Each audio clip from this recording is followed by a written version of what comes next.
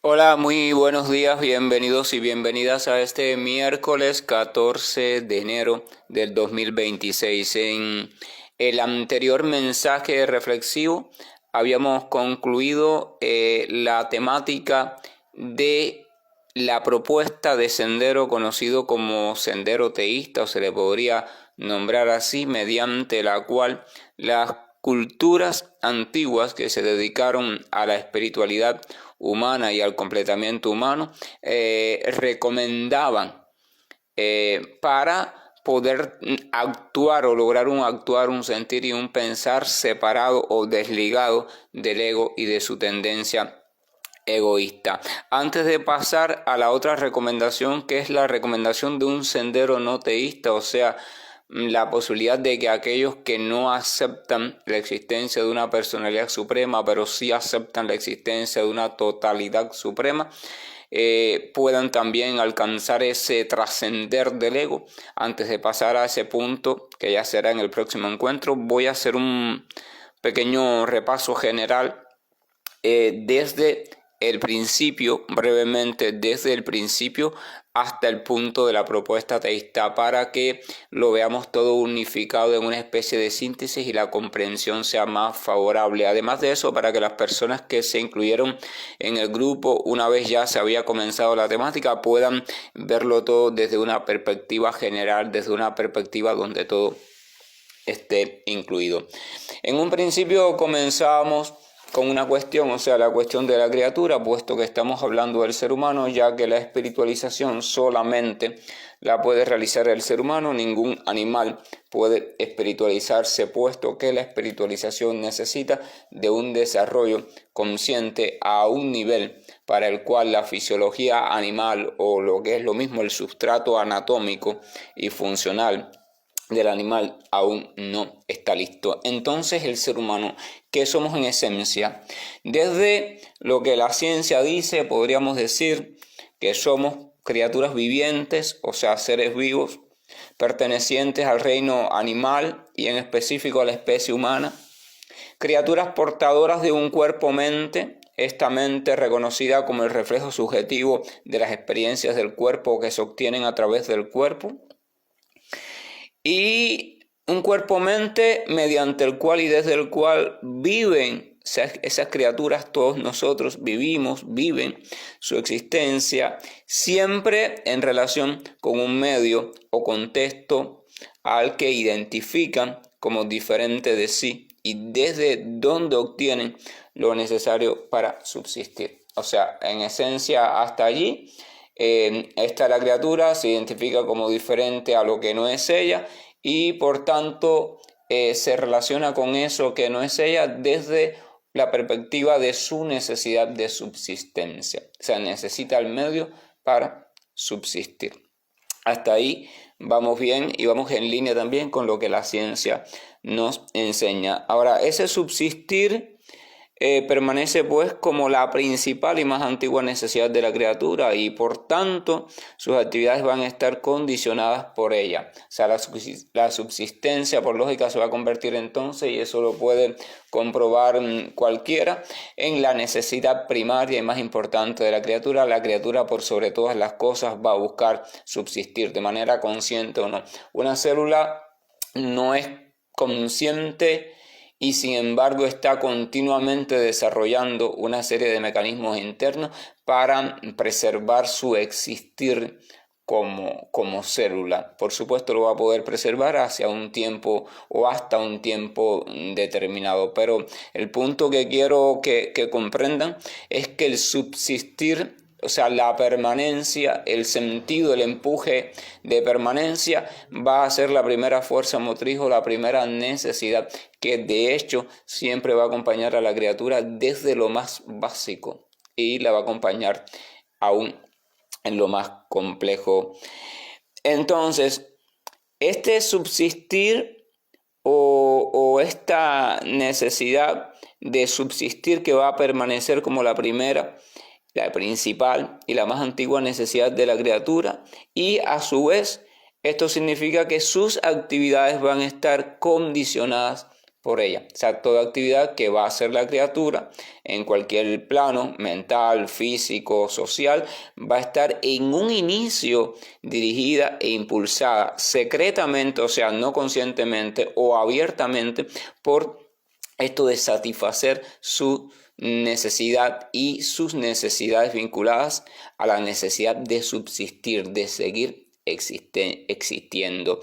Es decir, lo va a ver todo en relación a su necesidad de permanecer siendo, de seguir siendo. Es la tendencia y el deseo profundo de eternidad que toda criatura, siendo manifestación de la propia existencia eterna, tiene en sí. Toda criatura viviente de algún lugar de sí misma que no puede reconocer, le viene una tendencia, un impulso hacia la eternidad, y entonces lo intenta, o sea, se ve movida incluso no conscientemente a lograrla, a realizarla, solamente que la está realizando, la está queriendo realizar desde un cuerpo, por supuesto, y un mundo que no pueden ser eternos, y eso es un conflicto básico de la criatura que en algún momento analizaremos.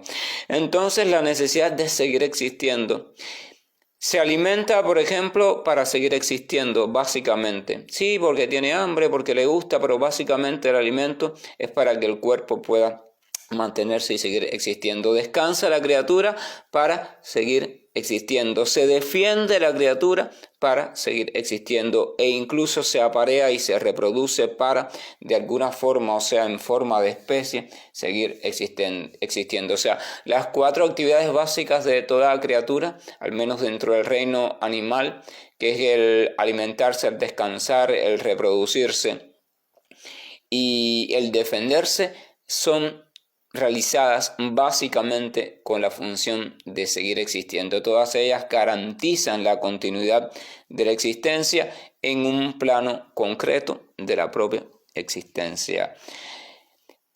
Ahora, ese ser y ese sentir, habíamos visto, están y van a estar centrados en la propia criatura.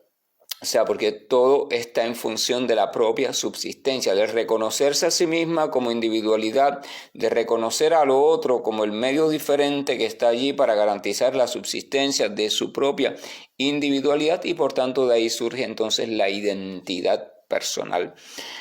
Ahora, como ese ser y sentir van a estar centrados en la propia criatura, a ese ser y sentir, a ese tipo de existir, se le conoce como egocentración, o se le da ese nombre desde el punto de vista de los conceptos y estas cuestiones. Y habíamos apuntado que es necesario, o sea, la egocentración es necesaria, el reconocerse como individualidad en medio de un medio diferente a la propia individualidad es necesaria, porque de lo contrario la existencia no podría manifestarse. O sea, una vez la existencia se manifiesta, surge la individualidad. Pero es necesaria, por supuesto, en su sana medida, puesto que todo aquello que trasciende la sana medida de sí mismo, entonces ya se convierte en un obstáculo. ¿Por qué es necesario?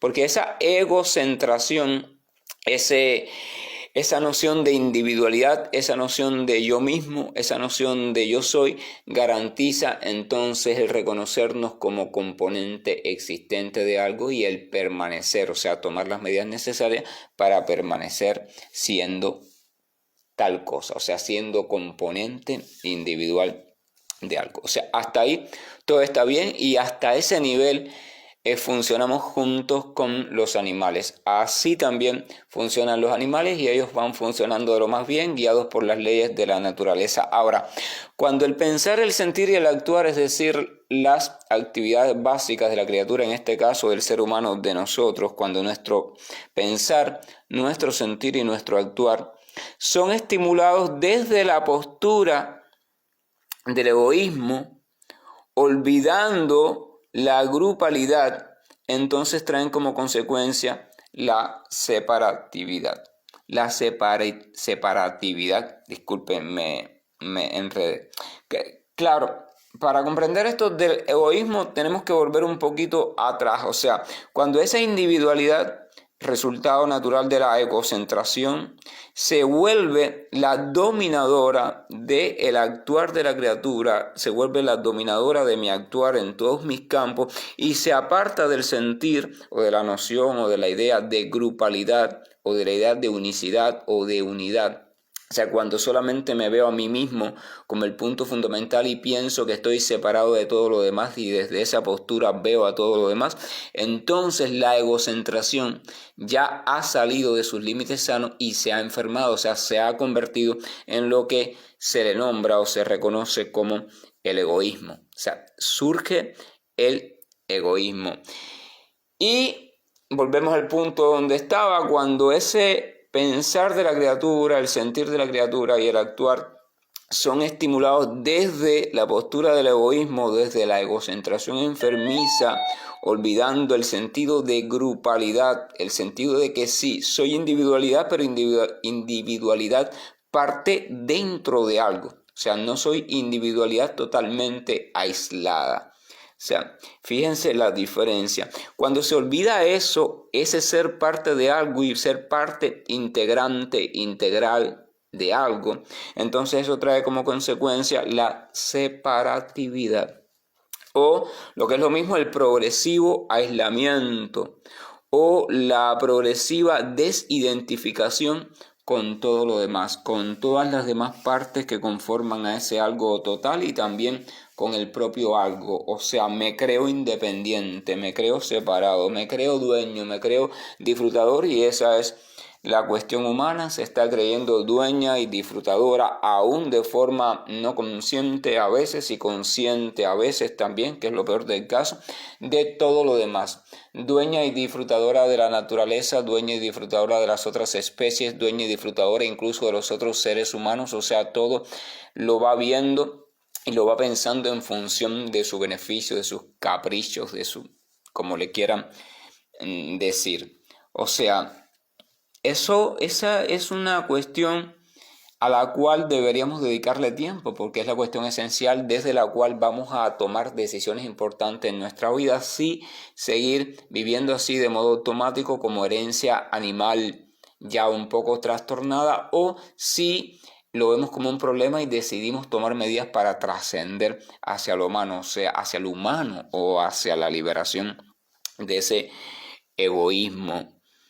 Ahora, el aislamiento, por supuesto, la palabra lo indica, es lo contrario a la unidad. Aislarse significa que las partes que conforman a una unidad o un organismo empiezan a desligarse de sí mismas y empiezan a querer funcionar por sí mismas. Es como si los 5 dedos de su mano se separaran y ellos quisieran por su cuenta hacer las cosas y no en función de la mano ni en función del organismo. Esto también es importante comprenderlo y es un ejemplo claro por el cual podemos comprender esto de unicidad e individualidad egoísta.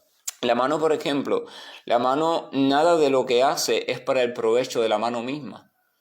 Piensen en cualquier cosa que ustedes puedan hacer con la mano, con una de sus manos o con las dos manos. Nunca va a ser para el provecho de la propia mano. Todo lo que se ejecuta con las manos es para un provecho diferente al provecho de la propia mano. La mano no se aprovecha directamente de lo que se hace con ella. Si tomas un alimento es para el provecho de satisfacer el hambre, para el provecho de la digestión, para el provecho de adquirir nutrientes, para el provecho de sostener al organismo. O sea, la mano trabajando, actuando en función del organismo, en función de un sentido de unicidad y no de un sentido egoísta. Ustedes se imaginan que la mano tome un alimento y se quede con el alimento allí manoseándolo, pensando de la siguiente forma: bueno, ¿para qué le voy a darle esto al estómago ni a la boca si yo ya directamente me puedo quedar con él y me puedo aprovechar de todos sus nutrientes? Y la mano empieza a manosear el alimento, a manosearlo, y lo hace hoy, lo hace mañana y lo hace. ¿Qué va a pasar con la mano? La mano evidentemente va a ir perdiendo fuerza porque los nutrientes del alimento no le pueden llegar a ella, porque ella no tiene la capacidad necesaria para digerirlo. Y consecuentemente el cuerpo también se va a ir debilitando por la misma causa. Entonces, a fin de cuentas, ¿qué va a pasar? Tanto la mano como el cuerpo se van a destruir. Es una cosa importante. Entonces nosotros somos eso. Somos como la mano u otra parte del cuerpo que desde una ilusión egoísta, estúpida, arrogante y llena de ignorancia, estamos creyéndonos independientes de todo lo demás y estamos actuando de esa manera, estamos creyéndonos dueños, explotadores, merecedores de todo lo demás. La mano nunca se cree merecedora de nada, ella simplemente está feliz de poder ponerse al servicio de todo lo demás o de lo que es el sistema completo. Esta imagen se las dejo allí para que la puedan reflexionar en momentos de calma, en momentos de sosiego. Es como una planta también, una planta. Si usted cultiva una planta en su maceta, en su jardín, usted riega a veces las hojas para quitarle el polvo y la humedad es importante para las hojas, pero la mayor parte del riego la echa en la tierra para que la raíz absorba el agua y a través de esa absorción y todos los mecanismos establecidos, eso que va en el agua, las sales minerales, de oxígeno, etcétera, etcétera, va llegando a cada rincón de la planta.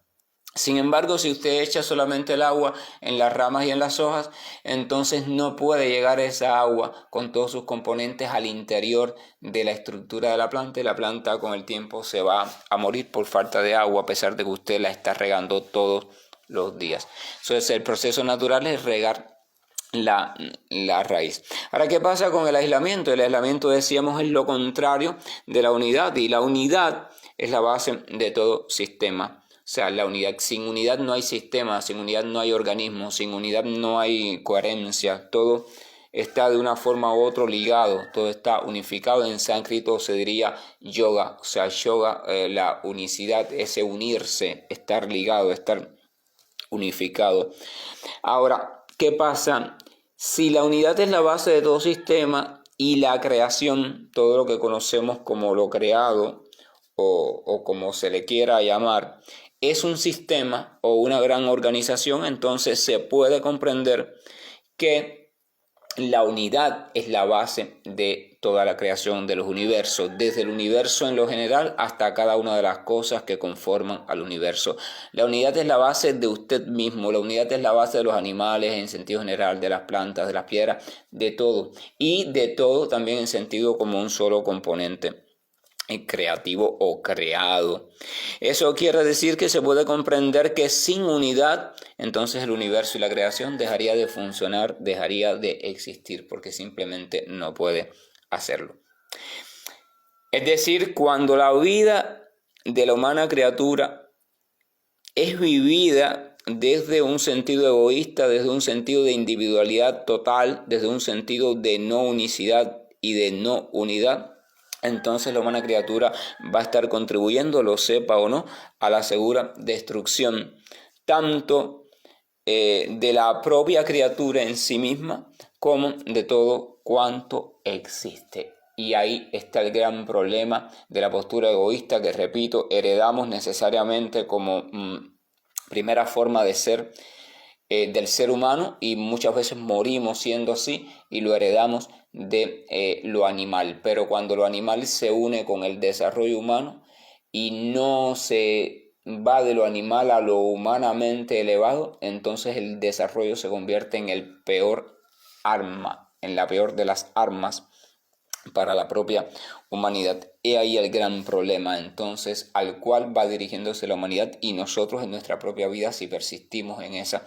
forma de ser, de vernos a nosotros mismos como dueños, poseedores, disfrutadores, etcétera, etcétera, por encima y sin tener en cuenta a todo lo demás. La solución evidentemente es solamente una.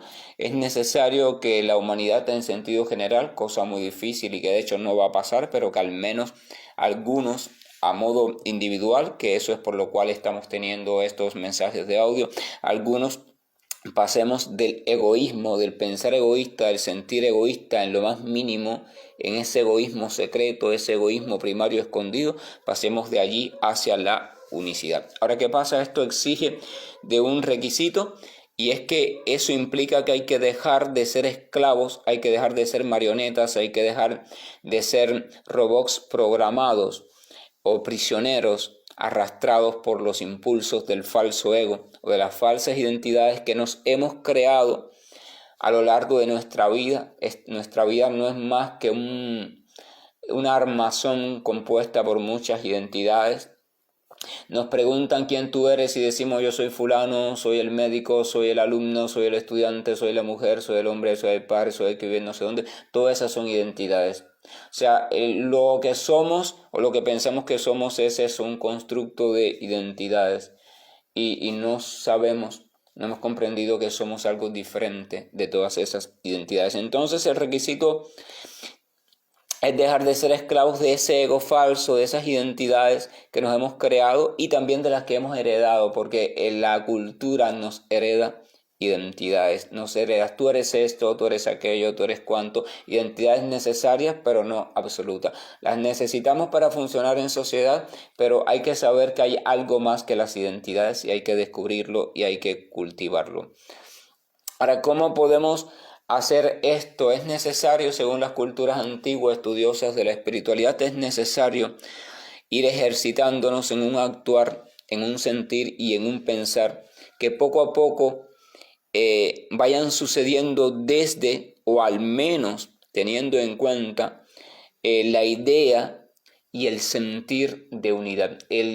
Todas nuestras actividades poco a poco tienen que irse salpicando de una actividad motivada desde el comprenderme como parte de algo más grande que yo, parte de algo más inmenso que yo.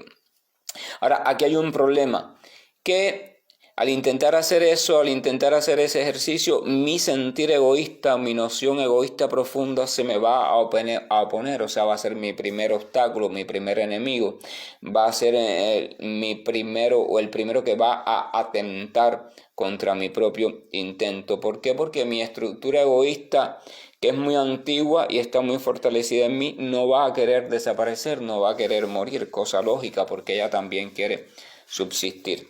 La solución a ese nuevo obstáculo también es lógica, o sea, el ego, ese ego egoísta, ese ego construido, esos egos construidos deben ser subyugados, pero para hacerlo debe hacerse desde algo diferente al propio ego. Y ahí está el problema, porque desde el propio ego no se puede matar al propio ego, porque el ego no se va a matar a él mismo. Esto es una razón lógica. El egoísta no se va a matar a él mismo.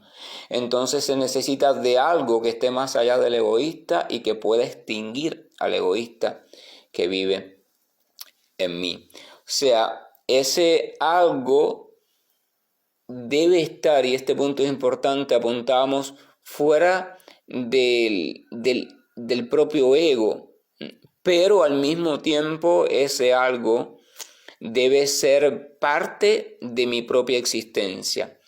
Somos existencia que estamos siendo a través de ciertas identidades, pero que es más que esas identidades. Entonces ese algo al cual se recurra debe estar dentro de esa existencia, pero no dentro de esas identidades. Esto hay que razonarlo con mucho cuidado y hablábamos en el audio anterior del ejemplo del huevo, la clara y la yema, como la yema siendo más concentrada es importante, pero no es toda la sustancia del huevo, puesto que la clara está allí y es mucho más amplia. La existencia es como la clara o el huevo en la totalidad y la yema es como el ego construido o las identidades. Entonces el ego debe ser subyugado desde algo que forme parte de mi existencia, pero que no sea el ego, ni los egos, ni pertenezca a él, ni sea uno de sus derivados. A lo largo de la historia se hicieron dos grandes propuestas, solo dos. La primera, la propuesta teísta, que es la que acabamos de ver en los audios anteriores, y es aceptar la existencia de un ser superior conocido comúnmente como Dios, reconocerle como todopoderoso, eso es importante, o sea, reconocer que es todopoderoso en todo sentido, y la propia criatura reconocerse a sí misma como incapaz de liberarse de sí misma. O sea, no solo basta con reconocer la existencia de un ser superior, sino que la criatura tiene que reconocerse como imposibilitada de ella misma conducirse, de ella misma liberarse, de ella misma cambiarse, de ella misma dejar de ser arrastrada por el egoísmo. Este reconocimiento entonces va a llevar a su debido tiempo y de modo equilibrado y natural a una postura de entrega sincera a ese ser y a una postura de dejar que ese ser superior vaya transformando y vaya cortando todas las raíces del ego y del egoísmo que hasta entonces son el motor impulsor de la propia existencia, repito, de modo consciente o no consciente. Ahora, ¿qué pasa? Esto requiere de una condición porque no es tan simple, o sea, para que esto pueda suceder, para que ese ser superior pueda transformar la existencia de la criatura, ese ser superior tiene que, por lógica necesaria, de algún modo, hacerse presente o estar presente en el existir de la criatura, pero al mismo tiempo separado de su ego.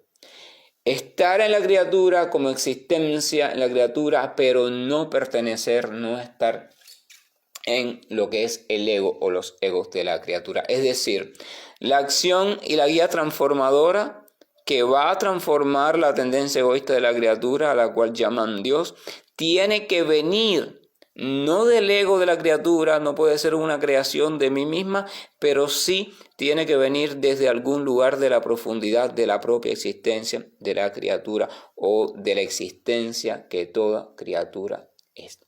Esa ser superior no puede ser parte del ego, pero tiene que ser parte de la existencia de la criatura, puesto que si no está dentro del campo existencial de la criatura, si la criatura no lo percibe, no lo puede reconocer, entonces nunca podrá ser salvada por él. Y esta es la clave y la dificultad y también algo importante de cómo ir entendiendo también a esa ser superior como en alguna forma, una parte o un reflejo que se muestra en una parte de mi propia existencia, por tanto se podría decir en una parte de el propio existir de lo que soy en esencia.